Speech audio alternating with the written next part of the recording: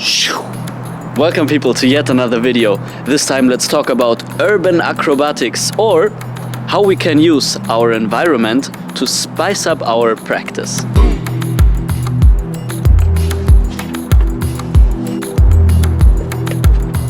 Now, this idea of using the environment in our practice is of course not something new. Parkour, skateboarding and many other forms of physicality have been doing exactly that. Looking around the city, architecture, structures, and trying to see how we can overcome them, how we can integrate them, and how we can participate with them. So, while moving on flat ground is extremely fun, and already here you can find plenty of options, adding a little bench like this one right here adds so many more options and opportunities for your practice. And the cool thing is, if you're already practicing acrobatics, floor moves, dance, anything like that, you can directly apply all of these skills into the urban environment and landscape, and that is extremely fun. Of course, for every spot we need to tweak a little bit the techniques. So in this video, let's take a look at a couple of different spots and see what we can do with them. Now, for the very first spot, we need a little wall, a little bench, something like this right here. It does not need to be so long, right? Does not need to be too high, and I'm very sure you can find something like this. The first thing that we're going to be doing is a very simple slide, where you basically would place one arm on top of the obstacle, the other one on the floor, and now you have a little window, and you can try to slide through this window and also slide back.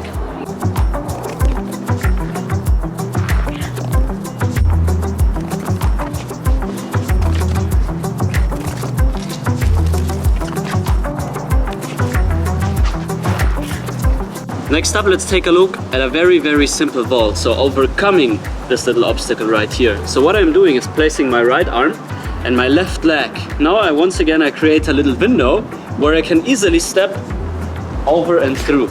You can try to speed it up a little bit more. A very relaxed step. You can try to jump into it more. If you would jump into it, I would propose to place your leg first and only then the arm. And you can really try, when stepping through, to open up your body nice and widely.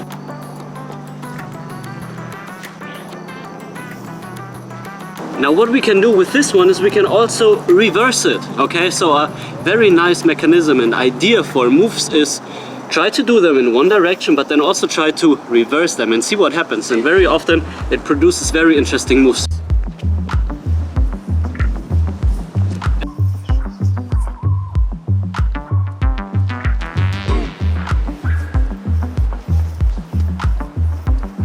Let's now try to apply a very basic move from acrobatics, the cartwheel, on our little obstacle. So a very basic idea would simply be using the obstacle as a way to place your hands on an elevated surface. You can simply do something like this, and you can try then, with time and effort, to bring your legs a little higher.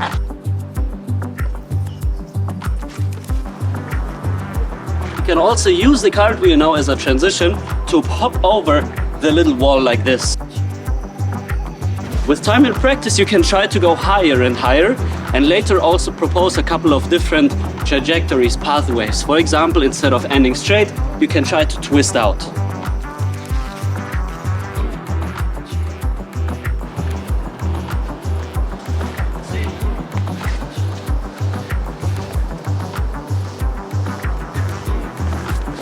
Yes, you guessed it right. Of course, we can also combine all of these ideas, transitions and moves, and produce nice little sequences and make nice little improvisations on the spot. Of course, since I always like to do it on the floor as well, I like to be in a very continuous flow without harsh stops. So this is what I'm trying also to do here, and you can try to do the same thing.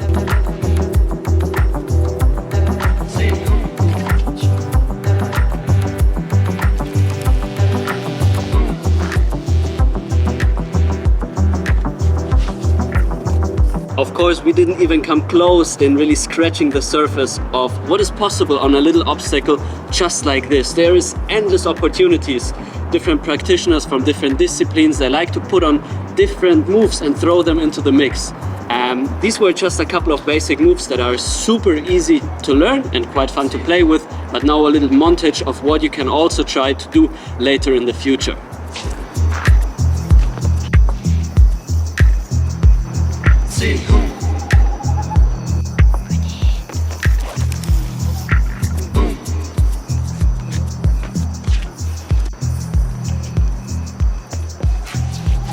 I hope that you're enjoying this video so far, and I really also hope that maybe this initial fear or these thoughts of parkour has to do with taking a lot of risks, acrobatics, a lot of risk, slowly fading away, because like you were seeing right now, you can take it very easily and very simply without taking too many risks. All of these practices really are open to everyone if you manage to find your specific pathway into that. Since staying at one spot after a while is a little bit boring, let's switch over to the next spot and try to see what we can do there. Let's go. Hey yo! So, if you want to learn all of these cool acrobatic things online, you can. I have 3 Finding Flow online programs. One for beginners, Finding Flow Basics. Then the intermediates, Finding Flow Integrations, and then the big Acrobatics Lab. Deep dive into all things acrobatics. Yeah, if you're interested in this kind of practice, check them out. With the code YouTube10, you get even a 10% discount on your purchase, which is amazing, hey? www.neilteisner.shop. Find your flow and do not let me be hanging here. Now the next spot is really just around the corner from here, and it's amazing. It offers to play, it offers to participate with the spot, and it's something very unique and special. And for this spot, instead of showing different techniques that you can try, I will simply show a couple of personal explorations and things that I like to do with this obstacle, which hopefully inspires you to go search for your own obstacles and try to see what is possible.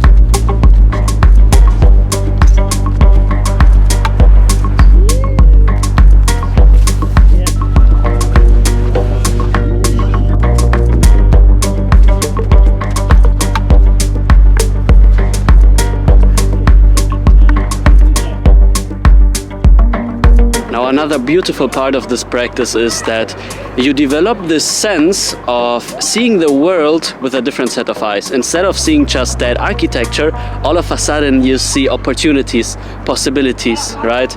And that's super valuable. So instead of being a bystander in life, actively you become a participant. And I think that's a very empowering sensation.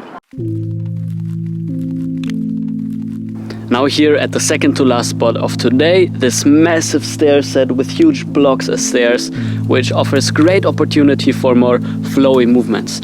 Everything that we have learned before, we can now apply here. We can change levels and flow in between different steps, which is super fun. Something that I really like to do is add pivots and spins to my flows and to my explorations. And something super easy that you can already do is kind of fake a little kick with the free leg and use this to build momentum for a nice little pivot. Alright, so it's very basic. I grab hold of the stair, I swing my leg, and I can go around. And the same thing obviously from side to side if you wanted to. And then instead of going forwards, we can also try to swing backwards, right? This might feel a little bit more difficult at first, but surely with practice you will manage to do so.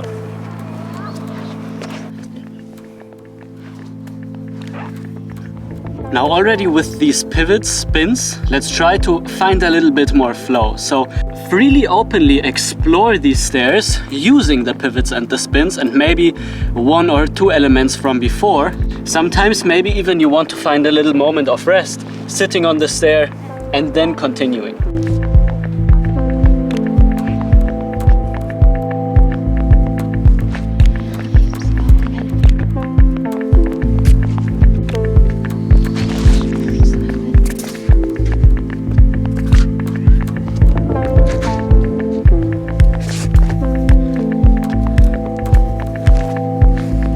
Something different that you can practice lovely with stairs like this is kind of opening up the body into arching forms. Instead of doing your cartwheel that you've been practicing before, you can try to do a cartwheel, but at the end you want to open up your hips to kind of go into a little one-arm bridge, so something like this. If you would do it a little bit faster, you already have a very nice forward arched cartwheel.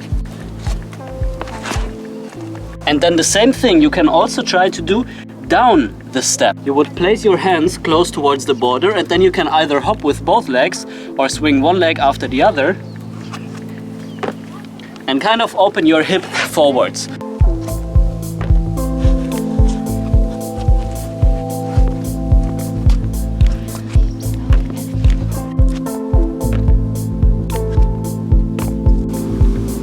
And since we have all of this space, why not use it? Let's try to apply.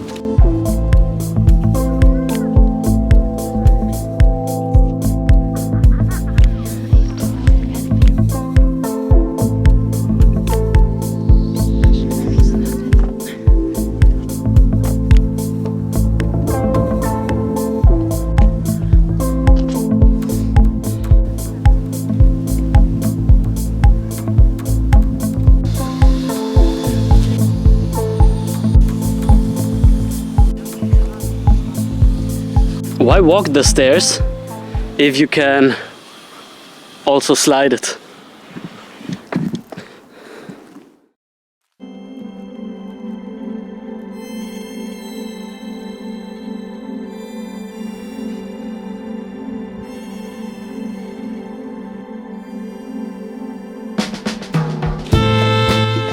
Now here we are, last spot of the day, and this one is a special one, very unique, very certain that it can't be found in any other city. Maybe you're lucky and you have something like this, but once again, just because you don't have this one, feel encouraged to search your own spots and feel encouraged to search for unique spots in your city, in your town, wherever you live, because there is things. But let's check out the last spot of the day. Would you look at this one? It's a massive wall and it's beautiful. It's super fun to simply climb on it, to run up it. Even there in the distance we have some BMX riders, sometimes here skateboarders, who are using this obstacle, and it really just invites us to participate with it, and I think this is great architecture.